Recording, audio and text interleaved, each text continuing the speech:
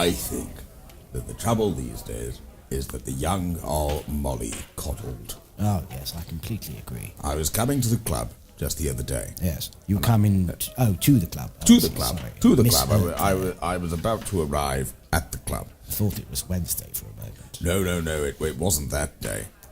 Wednesday is that day. Thursday I get to the dry cleaners and back rather quickly. Friday was this day. Right. When I was coming along to the club, walking along the street, I'd parked the Bentley at the end of the road because, all of these takeaways that they have now, and I don't want to park the Bentley by a takeaway. I don't want the Bentley to smell of kebabs. People put chips in all kinds of places. Well, they do. I don't want a big sausage stuck up my exhaust. I found one in my newspaper the other day. Oh dear God! And they deliver it. He delivered chips in my newspaper. Well, you don't want this sort of thing. And I'm concerned about this. I'm not happy I have to park the Bentley at least 15 metres away and I have to walk. I'm not an athlete. So I'm walking along. I'm already in a bad mood. And there's a child with its mother walking along the street. Yeah. And so I just slapped it hard across the back of the head and knocked it over. Yes. The parent got all irate with me and sort of saying, I'd assaulted their child. I said, "Don't be ridiculous. That's fun. This is pleasure. I haven't done anything awful. I've simply just given it a cuff round the back of the head. There's no reason. There's no reason for me to do it. But I don't think there should be a reason. I think that the child should be appreciative that I've taken the time out to notice it was there, and I've given it a slap round the head. Children are mollycoddled. Absolutely. And it really annoys me. I remember when I was young, grown-ups would just shoot you. They would. You got out of hand, or even if you didn't get out of hand or into hand. Or just for walking by. You walk by and they might take a pot shot and take a leg off. That's it. If you were young, you were fair game. You were. Absolutely. And we were fair game once. Yes. And we were treated unfairly, of course. Yeah. But, we probably deserved it because we were young. And we were young. And they were older and they knew better. They knew an awful lot better. Now that I'm older, I know better about everything that they don't know about as much as I do. I never once complained when a grown-up abused me. Never.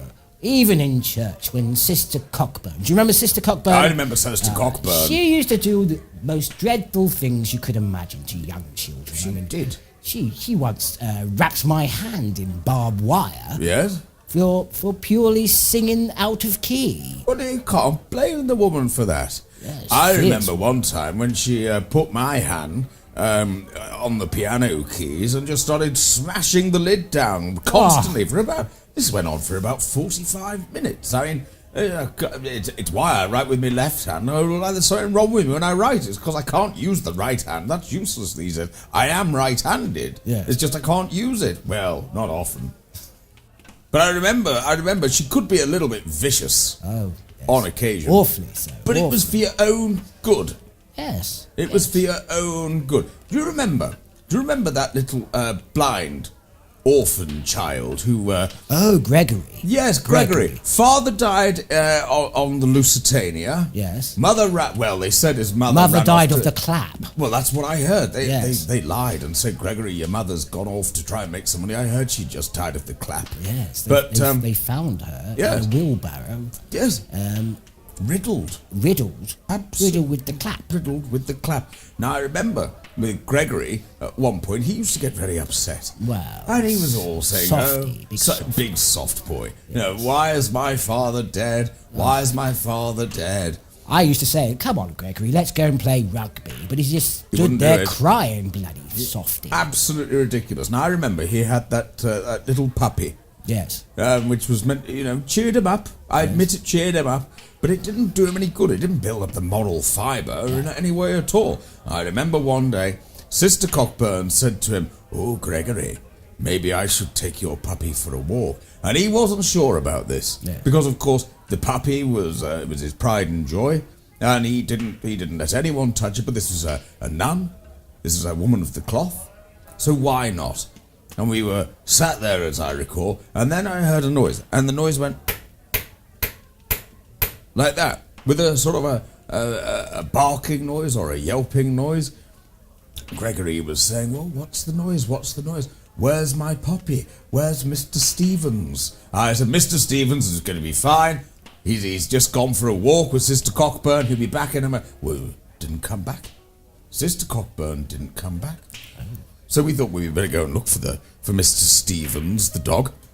And we opened the door, and we couldn't see anything anywhere. I said, well, come on, we'll go and have a little bit of a search. And I closed the door, and I turned round, and she'd nailed the puppy to the door.